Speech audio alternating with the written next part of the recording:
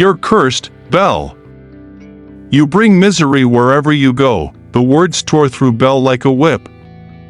Her stepmother, Greta, spat them with venom, her face contorted in disgust. Belle, just 9 years old, stood barefoot on the icy kitchen floor, clutching a broken plate in her trembling hands. A sharp pain radiated from her cheek where Greta had struck her moments before. Belle's heart pounded as tears welled in her eyes, but she dared not cry. Crying only made Greta angrier. She quickly knelt to pick up the shattered pieces, the jagged edges cutting into her fingers. Blood dripped onto the floor, but Belle didn't stop. She knew better than to leave a mess for too long. "You're just like your mother, weak and useless," Greta muttered, turning away. Belle bit her lip to stop herself from speaking. She wanted to scream that her mother had been kind and loving, but she couldn't. Greta despised any mention of Belle's mother, who had died when Belle was 6. Since her father had remarried, the once warm home had turned into a place of cold cruelty. Greta wasted no time showing her hatred for Belle. While her own daughters, Clara and Lila, were dressed in fine clothes and given all the love in the world, Belle wore hand-me-down rags and slept on a straw mat in the attic. She was given the hardest chores, scrubbing floors, tending the garden, and hauling buckets of water from the well. If she faltered, Greta's punishments were swift and merciless. One winter morning, Belle accidentally left the chicken coop unlocked, and a fox killed 2 hens. Greta was livid. She dragged Belle outside by her hair and made her kneel in the snow, holding a heavy bucket of water over her head.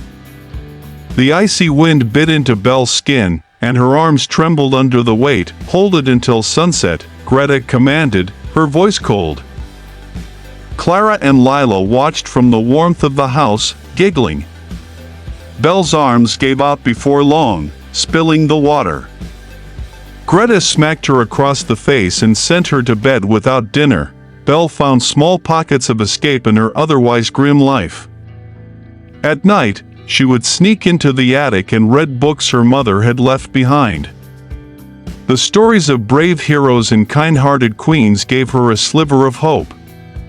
She would trace the words with her fingers, whispering, "One day, I'll be free."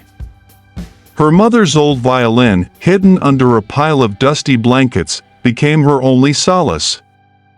She taught herself to play by mimicking songs she had heard in the village square. The music felt like her mother's arms around her.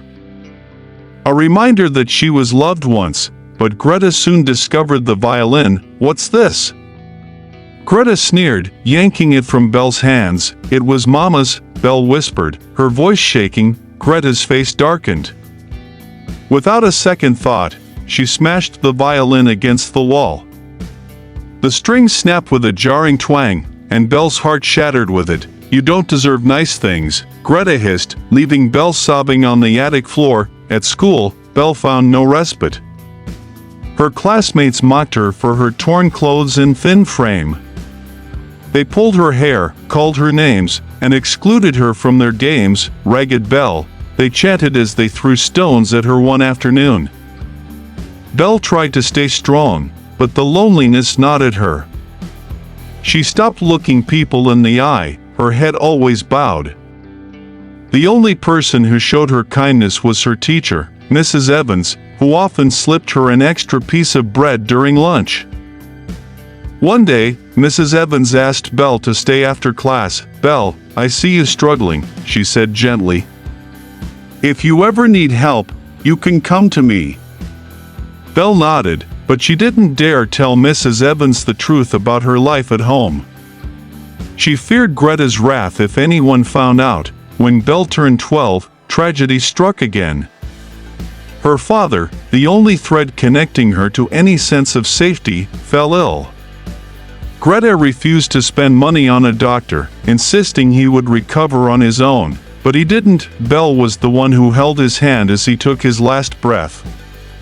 The grief was unbearable, but Greta's cruelty only intensified. "Now you're completely useless," Greta sneered after the funeral. "You'll earn your keep or get out." Belle was forced to work at the village bakery, scrubbing floors and washing dishes in exchange for a few coins. Every morning, she woke before dawn to complete her chores at home before trudging to the bakery. Her body ached constantly, but she pushed through, driven by sheer willpower. One afternoon, while delivering bread, Belle heard a beautiful melody drifting from a nearby house. She paused, captivated by the sound of a violin. Memories of her mother flooded back, and tears streamed down her face. The violinist, a kind elderly man named Mr. Hall, noticed Belle standing outside. He invited her in and handed her his violin. "Play," he said. Belle hesitated, her fingers trembling as she held the instrument for the first time since Greta had destroyed her mother's violin. Slowly, she began to play a melody she had once taught herself. The notes were shaky at first but soon flowed smoothly, filling the room with raw emotion. Mr. Hall was moved. "You have a gift," he said. "Come back, and I'll teach you." For the first time in years, Belle felt a spark of hope. Belle began visiting Mr. Hall in secret, learning to play the violin under his patient guidance.